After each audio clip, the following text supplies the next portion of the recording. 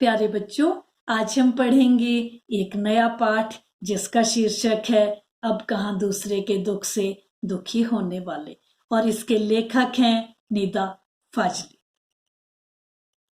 इस पाठ में लेखक ने यह बताने की कोशिश की है कि अपने स्वार्थ के कारण मनुष्य को किसी के सुख दुख की चिंता नहीं है।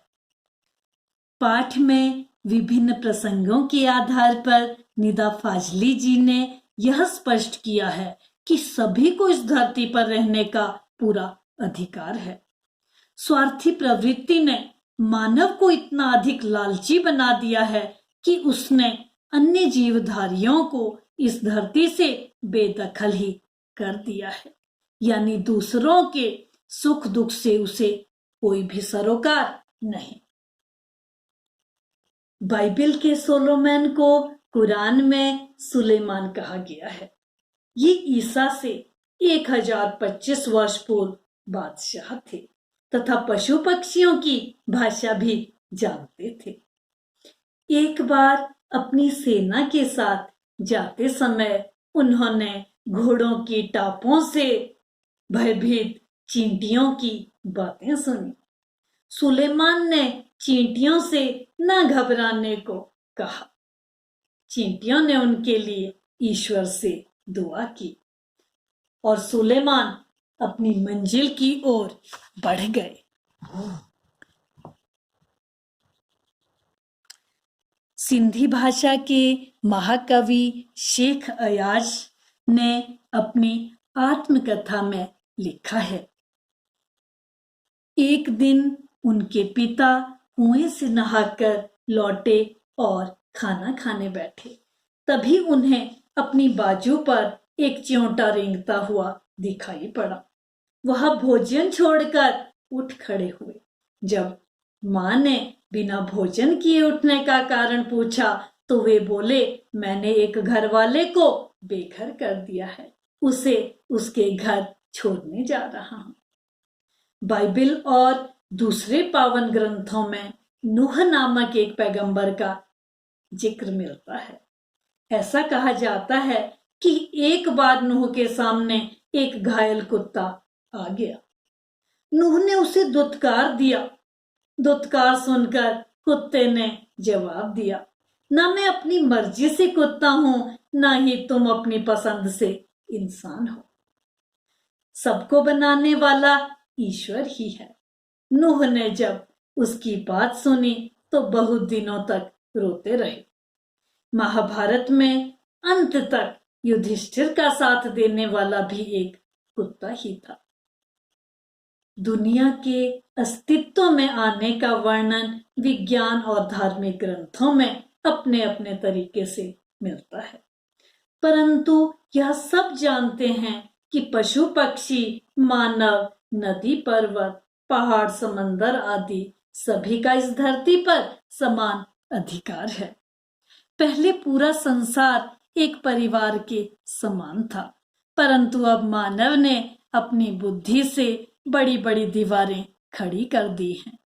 बढ़ती जनसंख्या ने समंदर को समेट दिया है, पेड़ों को रास्ते से हटा दिया है। फैलते प्रदूषण ने पंछियों को बस्तियों से भगा दिया है तथा वातावरण को सताना शुरू कर दिया है। प्रकृति के धैर्य की भी एक सीमा है। इसी कारण कभी कभी प्रकृति भी आपदाओं के रूप में अपना बदला लेती रहती है। प्रकृति के क्रोध को मुंबई वासियों ने देखा था। बड़े बड़े बिल्डर समुद्र को पीछे धकेलकर उसकी जमीन हथिया रहे थे। एक दिन समुद्र को क्रोध आया और उसने अपनी लहरों पर तैरते हुए 3 जहाजों को उठाकर 3 दिशाओं में फेंक दिया। तीनों जहाज पूरी तरह नष्ट हो गए। लेखक की माँ सदैव कहती थी कि सूरज ढलने के बाद पेड़ों से पत्ते मत तोड़ो, दिया बाती के वक्त फूलों को मत तोड़ो, दरिया पर जाओ तो उसे सलाम करो, कबूतरों को मत सताया करो, वे हजरत मोहम्मद के अजीज हैं। मुर्गे को परेशान मत करो, वह अजान देकर सबको जगाता है। ग्वालियर में लेखक का मकान था, जिसकी एक रोशनदान में कबूतर के एक जोड़े ने अपना घोंसला बना रखा था। एक बार बिल्ली ने उसमें रखे अंडों में से एक अंडा तोड़ दिया। यह देखकर लेखक की माँ दूसरे अंडे को बचाने का प्रयास करने लगी। तभी माँ के हाथ से वह अंडा भी गिरकर टूट गया। इस घटना से लेखक की माँ बहुत दुखी हुई और इस गुनाह को खुदा से माफ कराने के लिए पूरा दिन रोजा रखा। आज सब कुछ बदल गया है। पहले जहां समंदर था, दूर दूर तक घने जंगल थे, आज वहां बस्तियां बन गई हैं। पशु पक्षियों से उनके घर छिन गए हैं।